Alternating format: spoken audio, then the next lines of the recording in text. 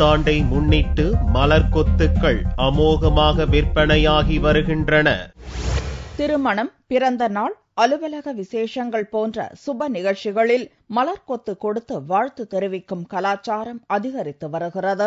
ஆங்கில புத்தாண்டு தினம் புதன்கிழமையன்று கொண்டாடப்படுவதால் மலர்கொத்துக்களின் விற்பனை இவ்வாண்டு அதிகரித்துள்ளது. கோவையில் ஊட்டி உட்பட பல்வேறு பகுதிகளிலிருந்து வந்துள்ள பூச்செண்டுகளின் விற்பனை சூடு பிடித்துள்ளது. கார்னேட்டின், ஜெர்லாஸ், ஃபேர் ஆஃப் பாரடைஸ் ஆகிய மலர்களினால் தயாரிக்கப்பட்ட மலர்கொத்துக்கு அதிக வரவேற்பு இருப்பதாக விற்பனையாளர்கள் தெரிவித்தனர். இந்த வகை பூக்கள் 3 நாட்கள் வரை வாடாமல் இருக்கும் என்பதால் இவற்றுக்கு கிராக்கியும் அதிகம். எல்லாருமே ரோஸஸ் தான் ரொம்ப விரும்புறாங்க.